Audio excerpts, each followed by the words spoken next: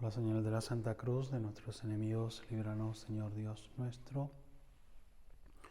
En el nombre del Padre, y del Hijo, y del Espíritu Santo. Amén. Señor mío y Dios mío, creo firmemente que estás aquí, que me ves, que me oyes.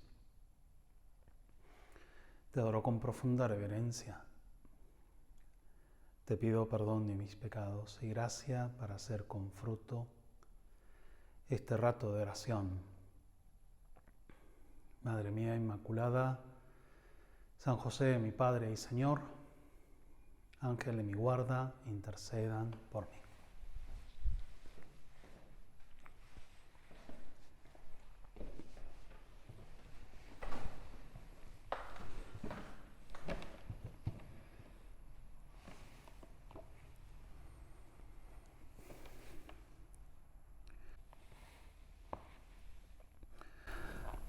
Hay algunas parábolas pronunciadas por el Señor que son un resumen bastante completo del misterio de nuestra salvación, de nuestra historia personal.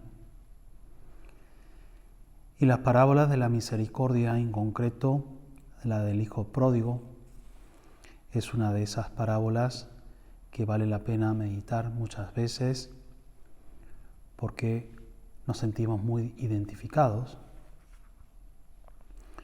Jesús dijo también: un hombre tenía 2 hijos.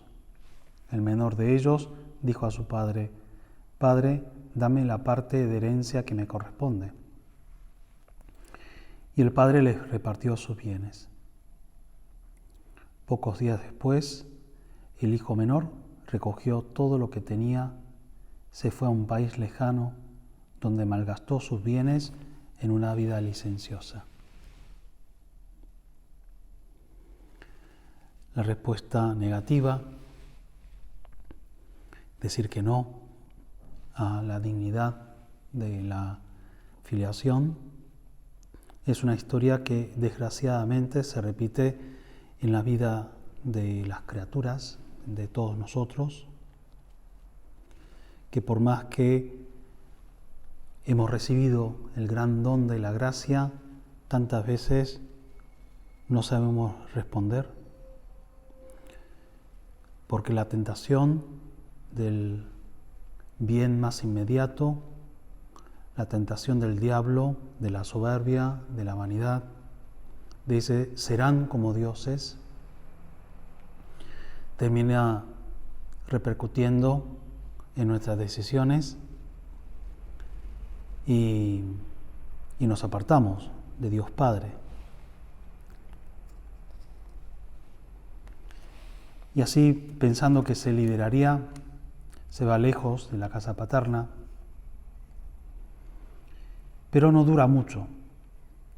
Esta vida licenciosa, que al principio le sonaba a liberación, le sonaba a quitarse los yugos, que les abre horizontes nuevos, pero una vez que se gasta esa fortuna, entonces viene la miseria. Y el hijo menor comenzó a sufrir privaciones. Entonces se puso al servicio de uno de los habitantes de esa región, que le envió a su campo para cuidar cerdos. Esta imagen, sobre todo para el primer oyente, que era judío y tenía como un especial rechazo al animal sucio por antonomasia, que es el cerdo, y es la profesión más desagradable y la más baja, y es decir, manifestar simbólicamente hasta qué punto puede caer el hombre. Aquel que podía jactarse de ser el heredero,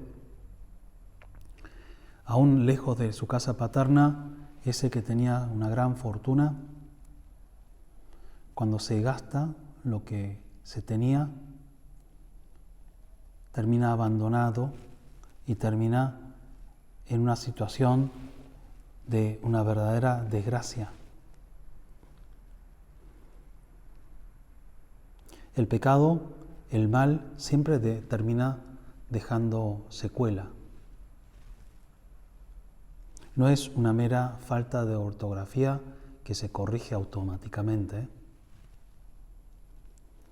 o algo que simplemente se corrige con un poquito de esfuerzo. Bueno, ayer me pasé, comí un poquito de más, bueno, hoy como un poco menos y ya está, ¿no? Los grandes pastores del siglo XX, empezando por Pablo VI, Juan Pablo II, Papa Benedicto, sostuvieron que el gran pecado del siglo XX era el haber abandonado la noción misma del pecado, como pensando que hablar de pecado, considerar el mal que causa, terminaría causando un peso psicológico o demasiado negativo. Cuando en realidad, precisamente para encontrar la salud, hay que hablar de la enfermedad. Es imposible conseguir una salud física o espiritual si no conocemos cómo se comporta la enfermedad. Ahora, en este contexto de pandemia, muchos sabemos la información de cómo se comporta este virus y cómo hay que comportarse nosotros, digamos, para enfrentar, ¿no?, la consecuencia de la pandemia. Así es bueno y es necesario conocer qué consecuencias tiene el pecado, la pereza, la soberbia, el egoísmo, la vanidad, la destemplanza, la deslealtad, la mentira. Y eso no tiene nada de negativo, porque lo que buscamos es el bien. Buscamos la humildad, buscamos la generosidad, buscamos fortaleza, buscamos justicia, pero para poder buscar esos puntos positivos es bueno que nos detengamos en el mal que muchas veces nos vence, que elegimos, y principalmente el punto de lucha habitual contra el mal en la vida personal de cada uno, que dependerá mucho de la circunstancia, de la edad, del estado de su alma, obviamente.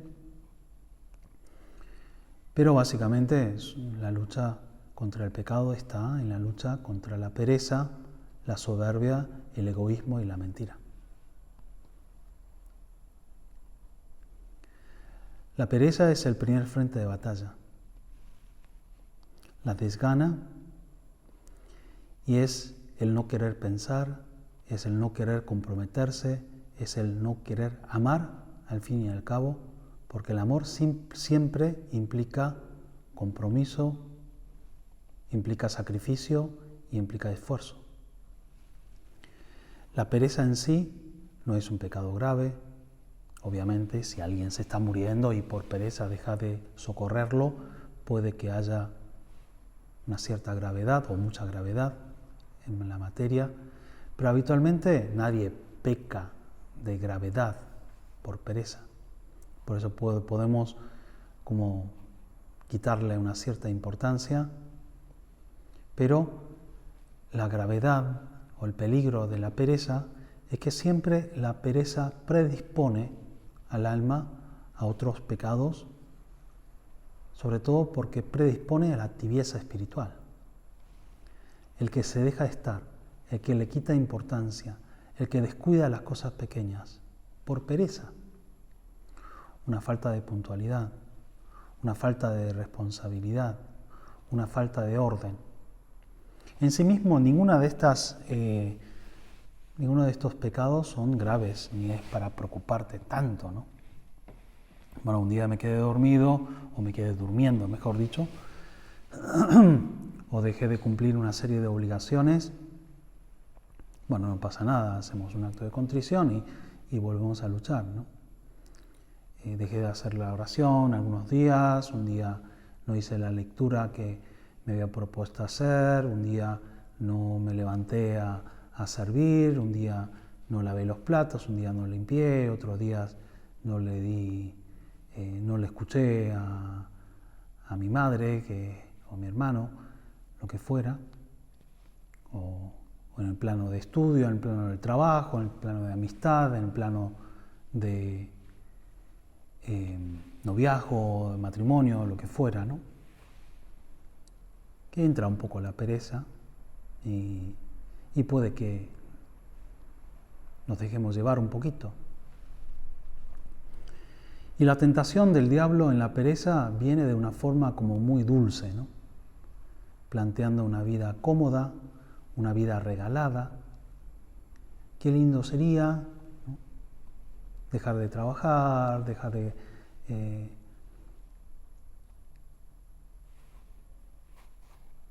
corresponder a todas las responsabilidades que tenemos. E incluso cuando caemos vemos que no es nada grave especialmente, entonces uno se deja estar hasta que se achancha espiritualmente. Y el que empieza con un pequeño desorden, con una pequeña impuntualidad, termina como quitando importancia también a cosas que quizás sí son más importantes más adelante.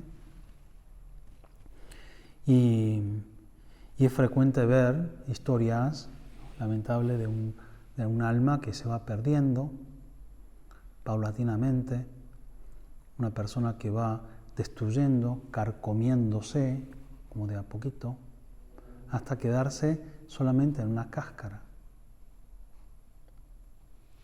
Cuando estuve en Roma, me acuerdo que uno de los encargos que teníamos, lo que vivíamos en el colegio romano, en verano teníamos más tiempo de vacaciones y nos encargábamos, tomando turnos, de cuidar, dedicar un poco de tiempo al mantenimiento de la limpieza más profunda de una casa. Y como la casa del centro donde vivíamos era relativamente antiguo y había muebles antiguos, uno de los encargos era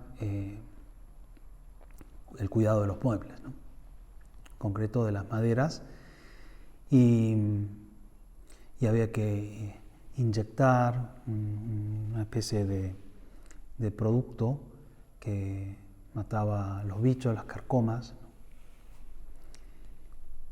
Y era impresionante a veces algunos muebles de lo carcomido que estaba literalmente. Y son unos bichos así chiquitos, unos bichos que te ponen unas larvas, unos huevos mejor dicho, después crecen, se convierten en larvas y que crecen comiéndose la madera. Y uno puede pensar, bueno, en realidad lo que puede comer una larva, imagínate, una cosa ni siquiera invisible, ¿no? Tan microscópico. Pero con el tiempo y con la dejadez, esos bichos terminan realmente vaciando de contenido y haciendo perder completamente el valor del mueble, ¿no? Hasta la destrucción completa de cuando llega el momento, ¿sí? Cuando no se cuida, bueno, termina venciéndose completamente, ¿no? Y es una lucha relativamente fácil, uno tiene que proponerse y levantarse temprano, vivir el método heroico, el espíritu de servicio, un plan de vida, una cierta exigencia en lo que es conseguir bien arduo, y hay que plantear la batalla sin quitarle importancia y con mucha constancia y con mucha esperanza al mismo tiempo y sin perder la paz. Muchas veces nos entra la pereza y tampoco pasa nada, pero no es bueno dejarse estar, ¿no? Como suele pasar en muchas cosas espirituales, una caída, 2 caídas, no pasa nada, pero lo peor es como pactar con la miseria, ¿no? Bueno, como no pasa nada, lleva un mes, Un día de pereza quizás no es nada, una semana es un poco más, un mes es como mucho y un año ya puede llegar a ser más grave, ¿no? La pereza.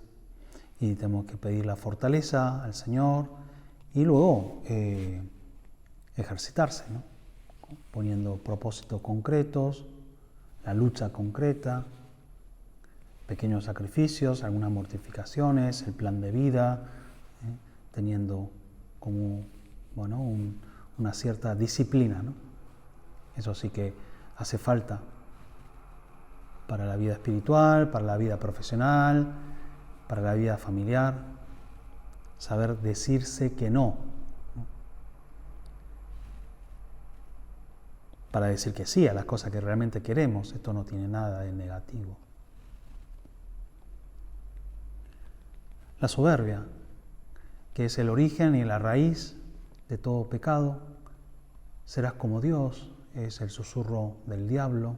Sos el centro del universo, los demás no tienen razón. Y esa soberbia, así que es tan fea, tan mentirosa, muchas veces se nos presenta de una forma agradable. Pensar que merecemos ser considerados, queridos, mimados, escuchados, aplaudidos. Y la vanidad siempre está ahí, ¿no? Queremos hacer la cosa por amor, pero nuestra intención es algo tan compleja que muchas veces se mezcla.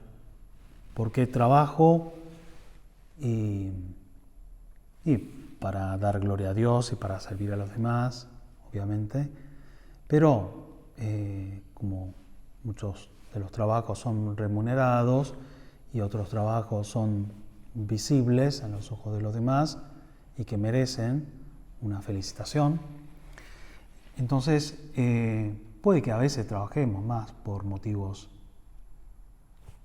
de vanidad que por otra cosa, ¿no?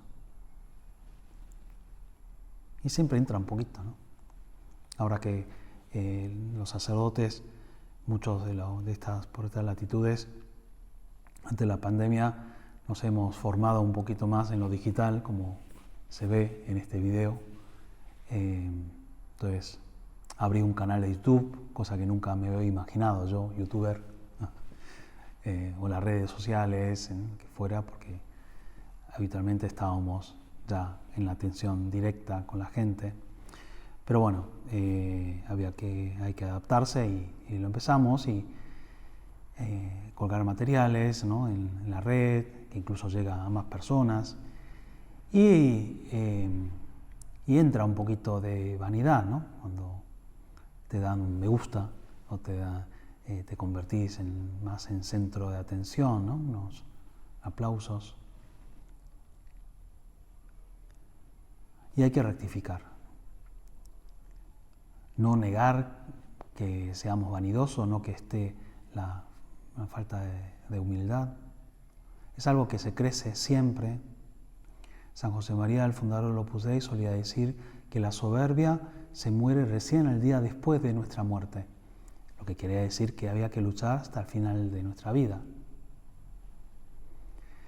Además, cuando pasa el tiempo y adquirimos una cierta experiencia y uno casi está de vuelta, digamos, es todavía más difícil escuchar, tener una actitud abierta para escuchar los consejos, para pedir consejos. La dirección espiritual, por ejemplo, ¿no? Un soberano acto de humildad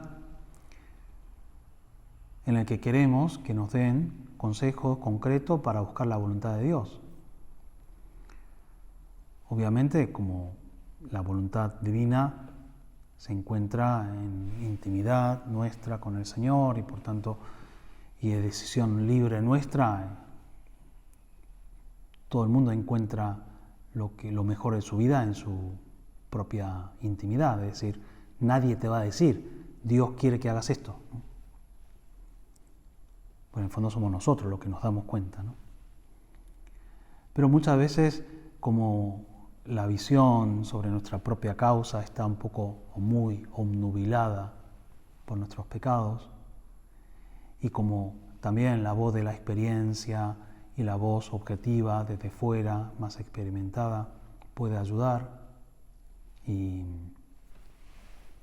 ese discernimiento de la verdad, la apertura a la verdad, a saber escuchar los consejos, termina siendo como la voz del Espíritu Santo.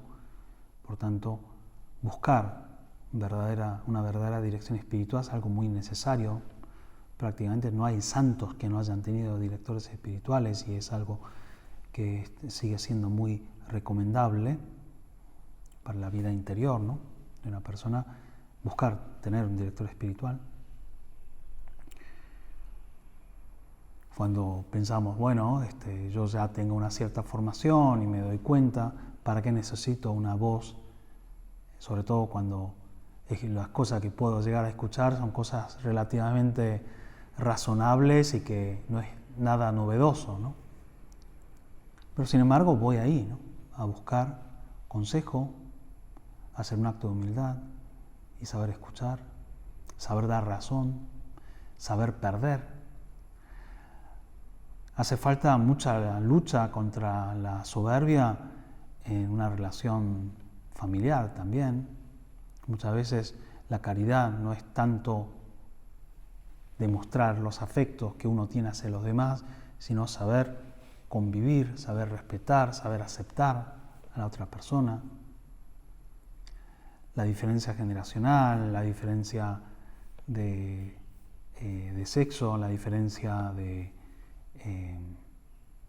temperamento en una vida de familia, de matrimonio, noviazgo, siempre termina siendo un obstáculo, ¿no?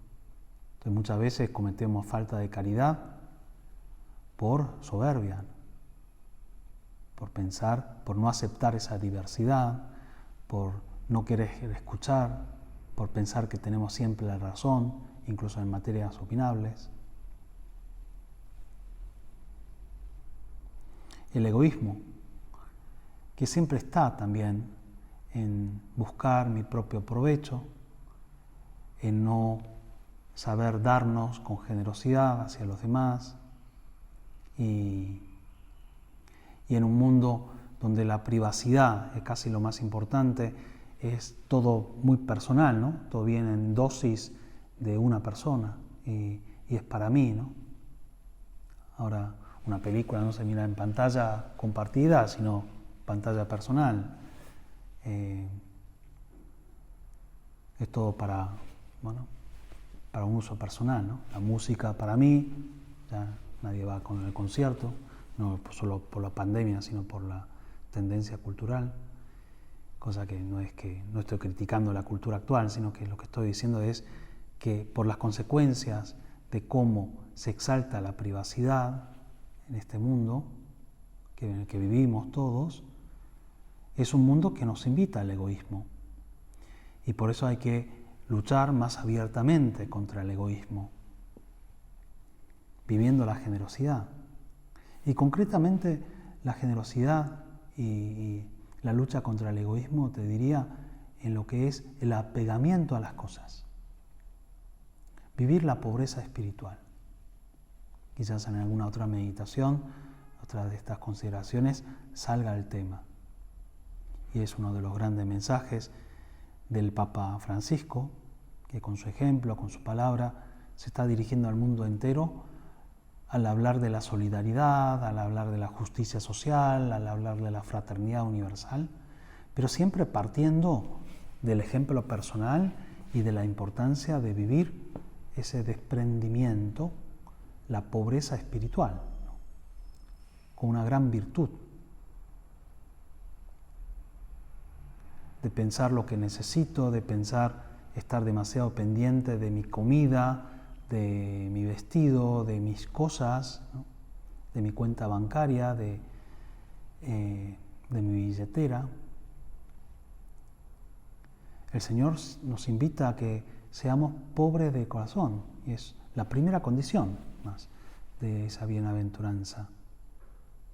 Y la lucha contra el pecado y la lucha contra el mal, más importante, también se concreta para todos nosotros, no solo para los sacerdotes o los religiosos, sino también para los laicos que viven en el medio del mundo.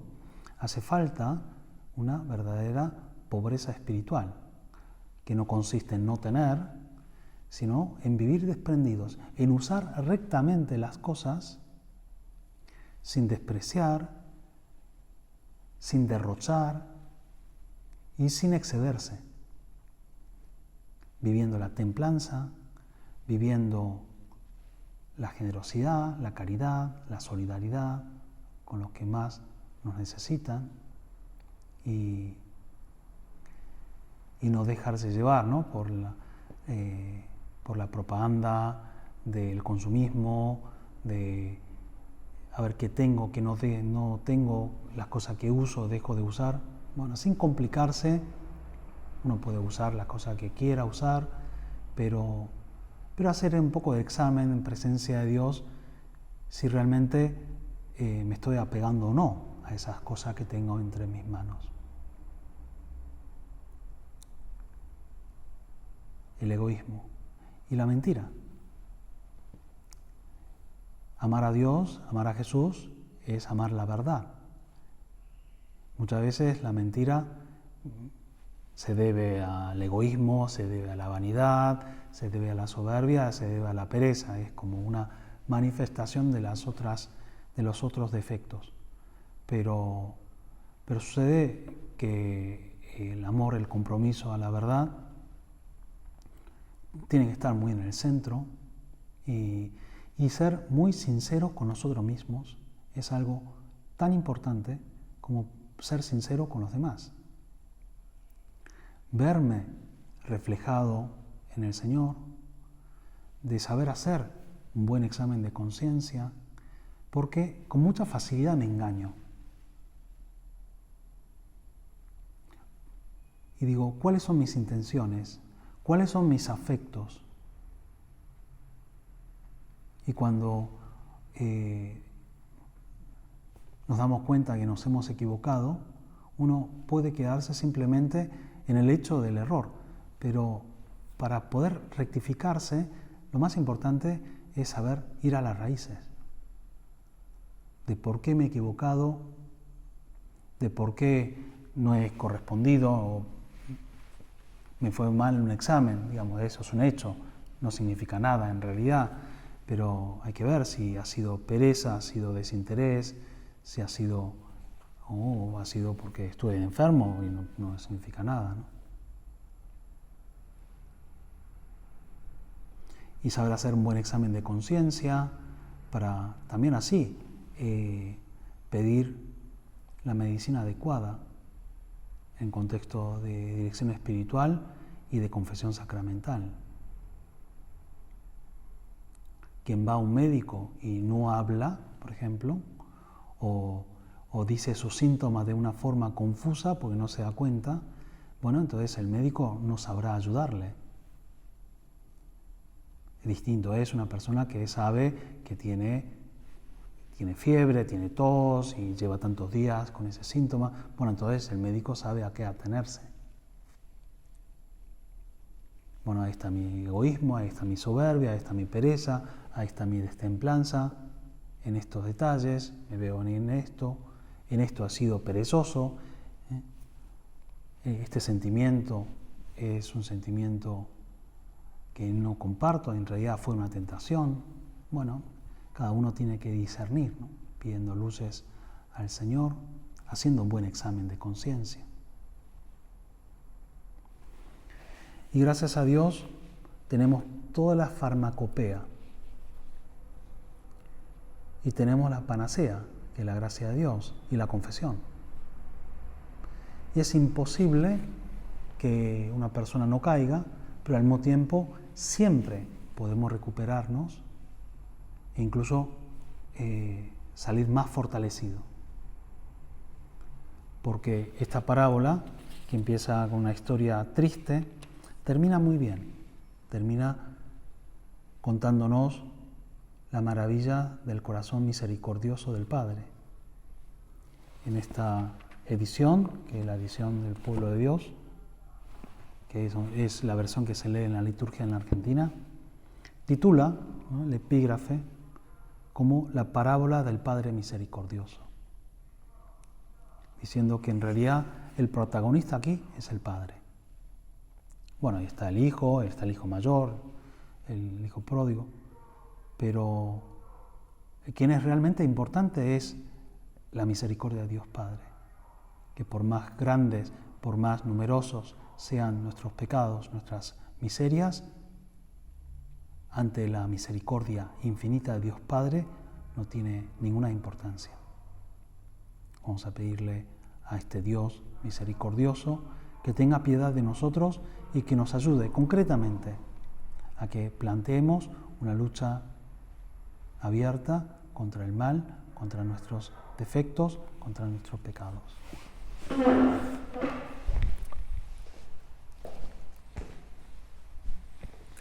Te doy gracias, Dios mío, por los buenos propósitos, afectos e inspiraciones que me has comunicado en esta meditación. Te pido ayuda para ponerlos por obra. Madre mía Inmaculada, San José, mi Padre y Señor, Ángel de mi guarda, intercedan por mí.